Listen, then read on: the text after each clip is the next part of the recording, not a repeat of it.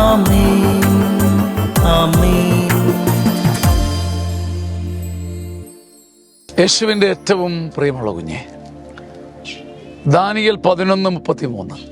കുറെ കാലത്തേക്ക് അവർ വാളും തീയും അടിമത്തവും കവർച്ചയും കൊണ്ട് വീഴുമെങ്കിലും ജനത്തിൻ്റെ ഇടയിലെ ജ്ഞാനികൾ അവർക്ക് അറിവ് പകരും.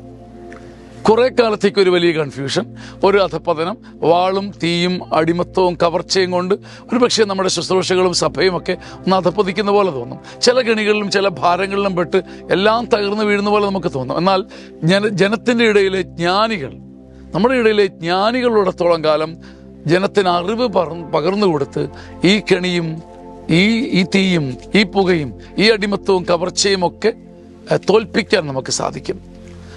നിരാശാജനകമല്ല, കാര്യങ്ങൾ നിരാശാജനകമല്ല. കുറേ കാലത്തേക്ക് വാളും തീയും അടിമത്തവും കവർച്ചയും ഒക്കെ കൊണ്ട് ഒരു തകർച്ചയും ഒരു മുറിവും ഒരു ചിതറിപ്പോകലും ഒക്കെ ഫീൽ ചെയ്യുമെങ്കിലും ജനത്തിൻ്റെ ഇടയിൽ ജ്ഞാനികളുണ്ടെങ്കിൽ അവർ അറിവ് പകർന്ന് ഒരു പുതിയ നവോത്ഥാനം കൊണ്ടുവരും.